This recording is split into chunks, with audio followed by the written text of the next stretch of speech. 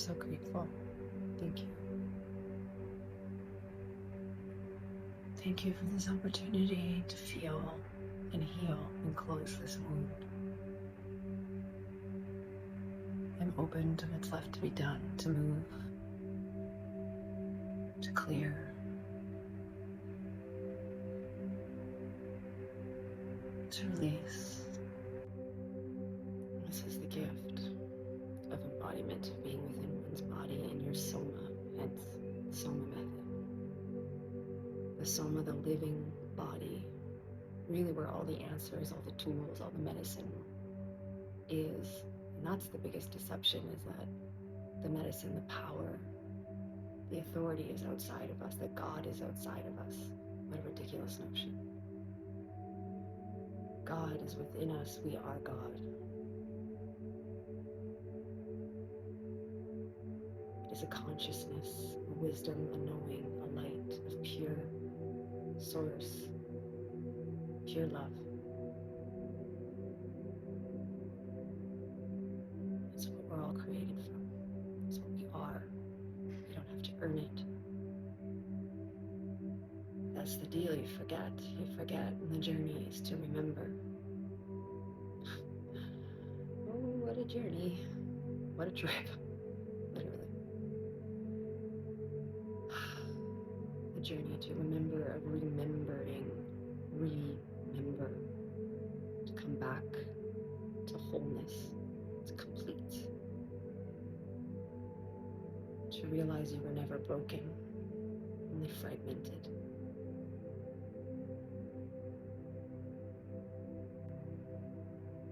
Taking what was broken and mending it back with gold so it's even more valuable. And that was the message today, was you needed to be ready to experience the full extent of the pain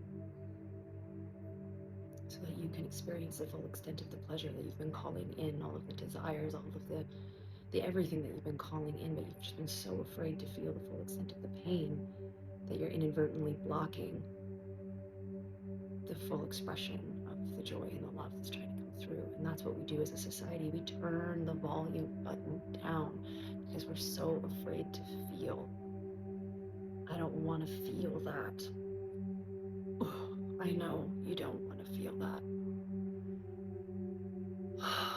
And there's some of us that help, and we feel that for you, so that it can just be felt and then transmuted back into love and then released. Because if you don't feel it, it stays inside, it becomes toxic, it becomes poison, it's making us sick as a human race, sick because we're too afraid to feel. So instead of feeling, we numb, we distract, we give our way, our freedom in the name of what? Convenience?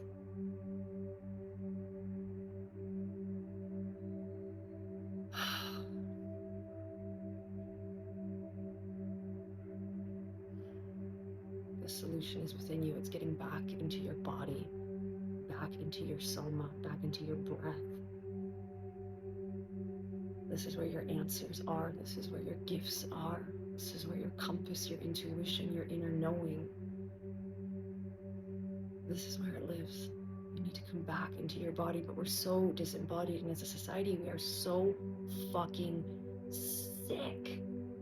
And the sick part is it's completely by design. It's on purpose, and don't ever let anyone tell you that this happened by accident. This was solely on purpose, but that is why people are waking up so fast. We're waking up to realize, holy shit, they've been poisoning our food, poisoning our water, poisoning our medicine, poisoning our minds, poisoning our earth, poisoning our skies. They're making us sick because when our bodies are in such a state of inflammation that they're just trying to survive, they are processing the toxins in the food, the toxins in the air, the toxins in the water, the toxins in the ether with all of the cell phones and the 5Gs. Our bodies are so inflamed because they are working so hard just to get back to baseline. No wonder people can't access their gifts. Like, it's no wonder you're being kept sick on purpose. Why would they do that? They would never do that. Yes. They would, and they could, and they are. Now hear me out. Just before you tinfoil hat me, okay? Hear me out. Maybe just tinfoil hat me, but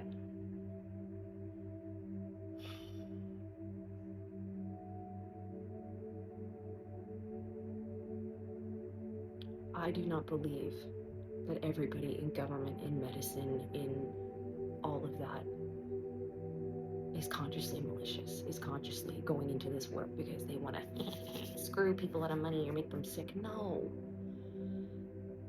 And this is why people have such a hard time getting behind this truth, is because they don't want to admit that they've been duped. I'm not stupid. No, I get it. And these people don't do this. It wasn't on purpose. My friends that are doctors, they didn't get into medicine to hurt people. That's not, everyone gets up in arms about it, and that's what the argument becomes about. That's not the point.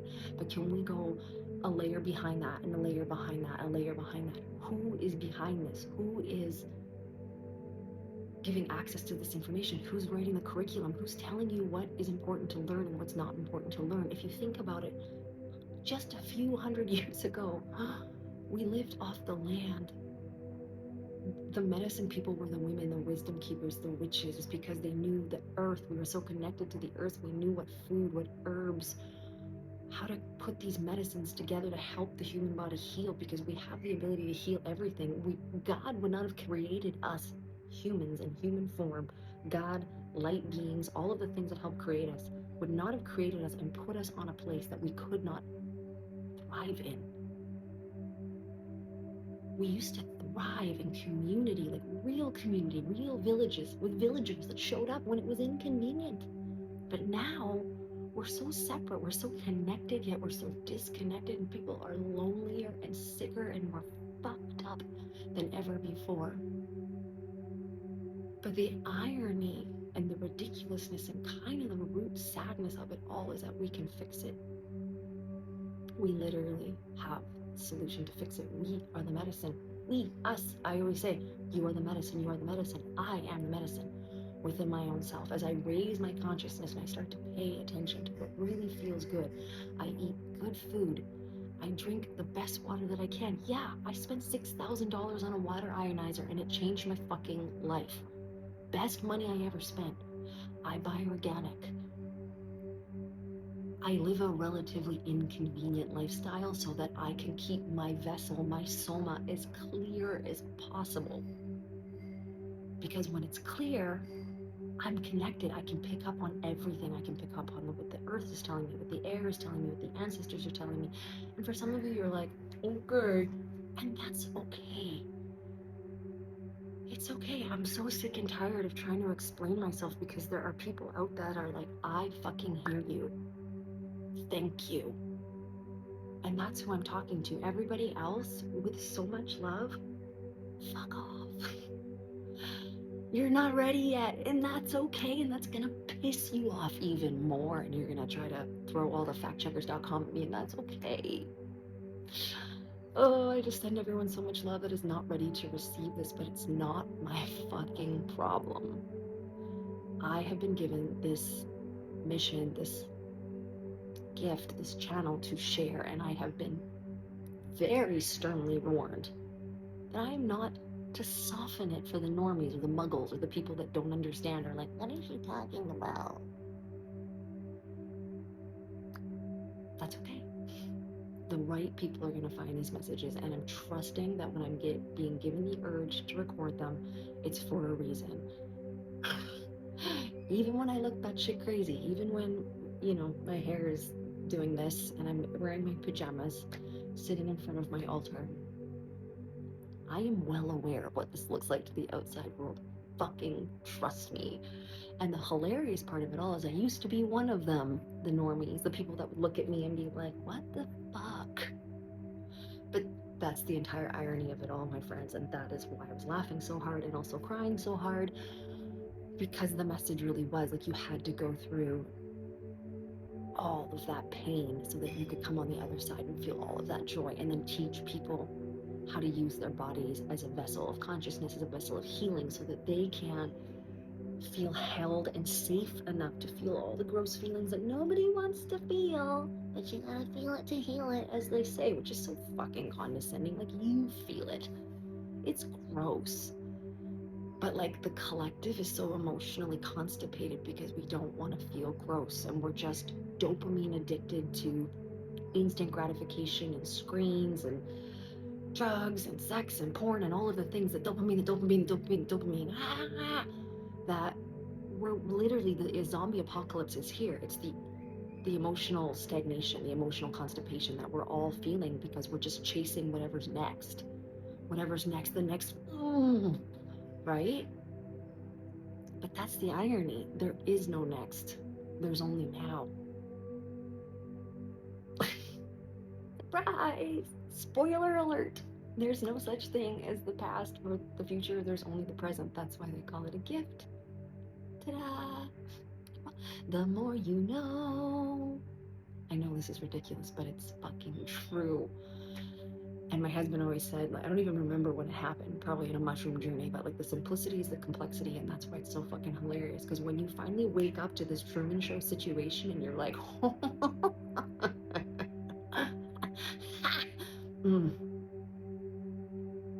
right? You're gonna be really confused, and then you're probably gonna be really scared, and then you're gonna be really fucking mad, like really mad. And so you should be. So feel the madness, because underneath the madness is the sadness.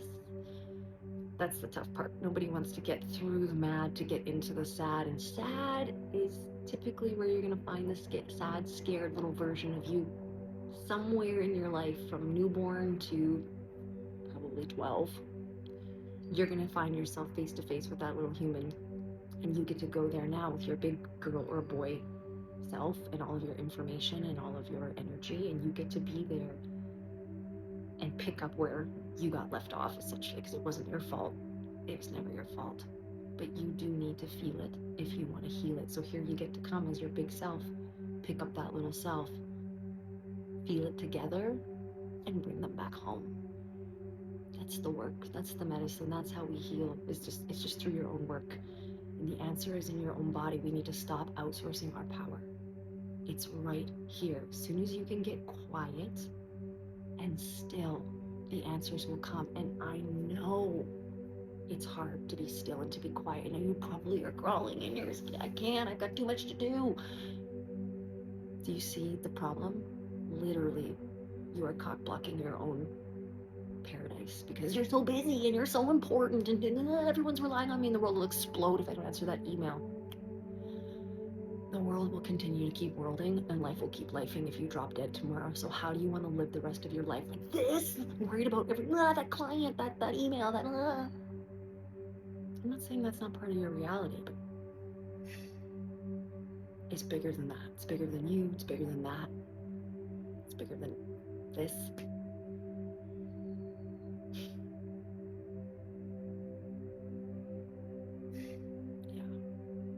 And the scary part is, it's just so many people would rather be sick than be seen. Like, to be fully seen, to fully feel and be witnessed in your feelings, and to release and to become a whole person. We would rather be stuck and sick and numb or distract than actually feel it. And that's really fucking sad.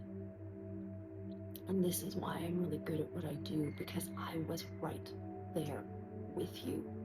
I didn't even know how much shit I hadn't felt until I was brave enough, still enough, and felt safe enough to feel. And that's what I really just witnessed.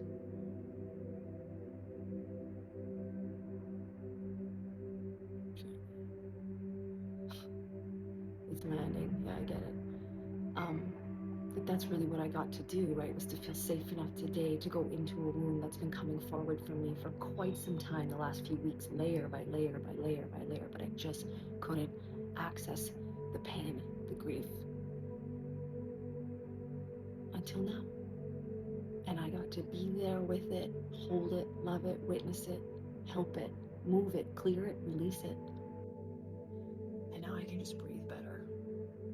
And that's the magic of soul body to alchemize your pain, taking your emotions, your energy, putting them into motion so that they can move. We're not meant to hold, we're not storage containers. Things are meant to move through us. We are energetic antennas. Information comes in, the reaction is produced, the reaction, the waste, whatever, leaves. You eat, you shit. Yet we become so emotionally constipated from birth, from not having our needs met. You know, we call ADHD some syndrome when really it was just from probably a newborn. We realized a need wasn't being met and we shut that part off. We distracted ourselves.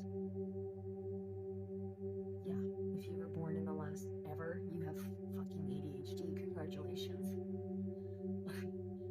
You just gotta deal with your shit. Your ability to concentrate will come back. I promise.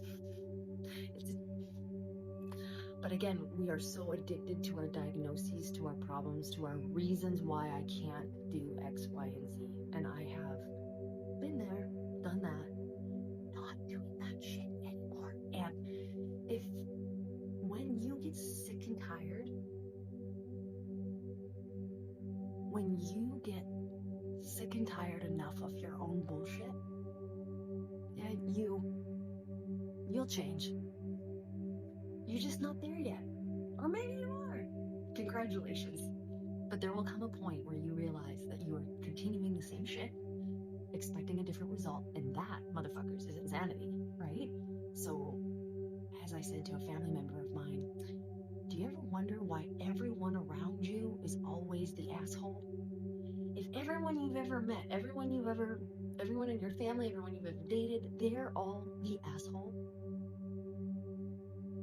Did you ever wonder, ponder, contemplate, maybe you're the asshole? No one wants to admit they're an asshole. Spoiler alert, you are definitely an asshole. In some way, shape, or form. Don't shoot the messenger, I'm an asshole too. But are you willing to look at the parts that are like assholey and make them less asshole-ish? Are you ready to look at the parts of you that, like, just think about it, the things that people tell you suck about you? You're selfish, you're loud, you talk too much, you don't talk enough, whatever people have told you in an argument, it's probably partially true. And the ego wants to be like, no, because it keeps us safe. Fuck them, they don't know, they're jerks, they're just jealous. Yeah. Okay, how's that story working out for you? Are you done? The tiny violin gets old, because at some point, pity party table full run gets pretty lonely. So until you're ready to look at the reasons why people don't want to be around you, people don't want to be around you. So start looking at what parts of you are not so pretty. And it's okay. It's okay. Can you love them? Can you love them? Can you accept them? Can you integrate them? Because how can you expect anyone else to love you fully if you haven't even loved you fully, all of the parts of you? And again, our natural state of being is love. So cut bullshit. Get rid of the rest of it. And what will be left is everything that you are, everything that you've ever wanted to be is within you. Clean your antenna, get rid of the garbage, feel the feelings, and next thing you know, everything you've been calling in can actually land, right? But until you're ready to look at what's bunging you up emotionally, until you're ready to have like a real shit of all the things, it's not going to happen. You're not going to be able to digest it. So again, we need to create space. So it's time to go within, and that's where Soma can be so helpful, because it gives you the opportunity to be with your body, with your breath, and in your experience while feeling guided, while feeling safe, while feeling supported. When you're having those feelings, or you have an opportunity to witness and or receive and or have those feelings that are probably really uncomfortable, are probably the reason why you haven't had them yet, because you don't know how to feel them. You're afraid of what's going to come out. And that's what's so beautiful about the Soma experience, is because it allows you to feel like you're held in your process. I'm right there with you. If you're at a live offering, I am literally inches away from you. I am there to help you with the energy. I'm there to help you breathe. I'm there to help you be in the experience that you need to have to break through to the other always say, it's not breath rest, breath nap, it's breath work. It's how you break through whatever has been blocking you from receiving everything that you've called in. Oh, I want this job, I want this partner, I want this life, I want this money, I want this ease, I want this, like, whatever. So allow it to come in by creating space and getting rid of what's in the way. Okay, I'm tired. That was a lot. And if you watch it from the beginning through, you will understand why I'm tired. So I do this work. This work came from me, from my body. And I want to show you that I do the work too, right? It's only fair.